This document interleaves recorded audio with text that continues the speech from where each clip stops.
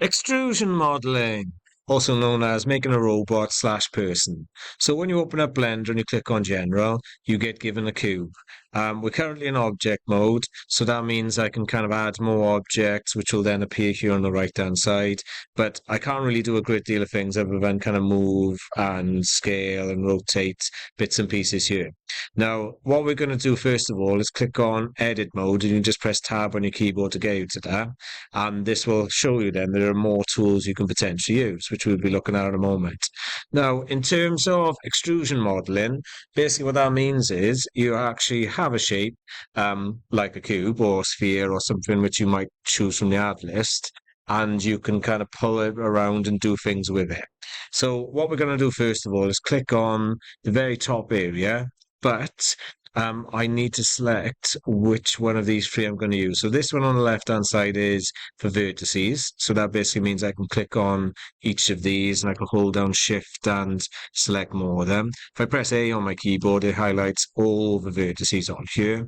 I can select edges in the same way. So I can press A, or I can hold down Shift and click on them one by one, or I can click on faces, which does these things here. And again, pressing A kind of does that for you. Now, sometimes if you actually click on that one there and you want to select all these four edges or these four vertices, when I click on that, you can see those are still selected. But anyway, back to the point. I've selected that top one there. And the first thing I'm going to do is look at the Inset Faces. And what that allows us to do is then to drag that top in like so. Now I'm going to extrude that area, that face, up to make kind of the neck of our robot slash person. And then the head is going to be really narrow if I actually keep it like this. So I'm going to use the scale tool, which is up here somewhere. Where's the scale tool? That's the guy there. And I can scale it to the side. I can scale it this way. Or if I grab that little blue bit here, I can scale it all so it keeps the shape, the original kind of size and in proportion.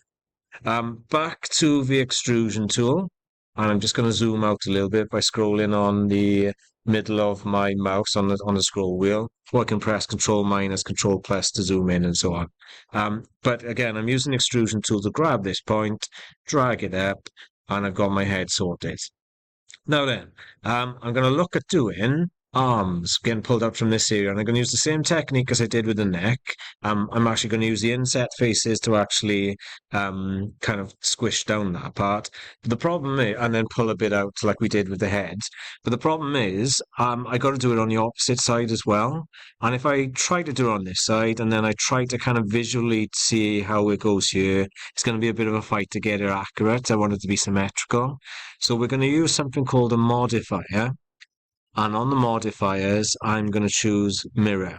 And where it says axes, I think it's the y-axis I need to do it with. So I'm just going to test that. Because if I pull out on this side, great luck. So it pulls out on that side as well. So I'm just going to undo that, Control Z, back to its original point. I'm going to click on this green one, which will allow me to look straight on at this, because it's from that angle. And then I'm going to zoom in and then use the inset faces and go through that process we did earlier. So I'm going to grab it like so. I'm actually going to move this up so it's a little bit more closer to the shoulder line, like you can see there. And as I kind of scroll around, you can't see anything happening on that side.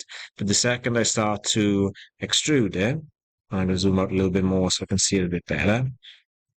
I then have an arm coming out on the opposite side as well. And then with this, because I don't want my arms to be, I don't want to be in a T pose. I actually want my arms to be down the side a little bit. I'm literally just going to move, grab the blue arrow and drag it down like so.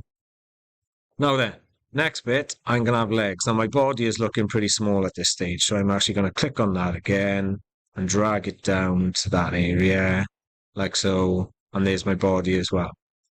So yeah, remember, I'm clicking on the faces. That's why I'm kind of able to move all that in. Now, legs-wise, if I kind of try to pull down from there, I'm just going to continuously pull down like we did with the body up above. So I need to right-click on this and subdivide it.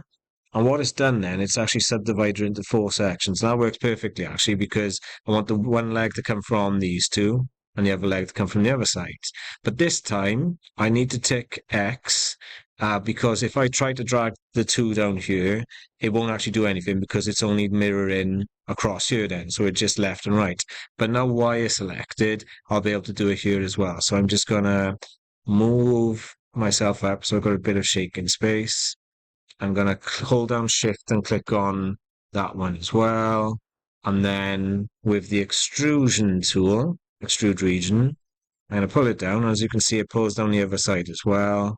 And then I'm just going to use the move tool to drag it across like so. So I've kind of got like a robot shape of some sort. Now that's not really ideal, and if I want to be kind of making a person. So I need to add another modifier, but before I do, I want to make sure that this kind of like sticks, because you can see this is still live.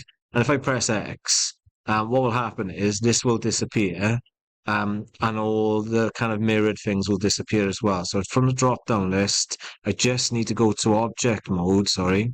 But from the drop-down list, I press apply, and that's disappeared. So they kind of stick on it as well. And you can see yourself, if you don't press apply, what happens if you kind of try to close that down. But anyway, like I was saying earlier, the modifiers, I'm going to add a modifier, and it's going to be, can't see it now, subdivision. Where are you? Bear with me a second. That's what it is. I actually need to be in the edit mode to be able to see this. So if I click on add modifier, I was looking for, and in fact, it was probably there on object mode, but I just didn't scroll down, idiot. But subdivision surface, give it a couple of seconds. What it's doing is going to start to actually, as you can see, make it more rounded off. And as I increase the render, I think it is, or I increase the levels, it actually starts to look a little bit more like a person. So if I click on this here, and I don't know why I clicked on that actually, it's probably best just to go to object modes, and I can see that I've got a person of some sort. And this would actually be pretty good if you were doing a hand or a foot or that type of thing, or even an octopus. But give it a go and see what you think.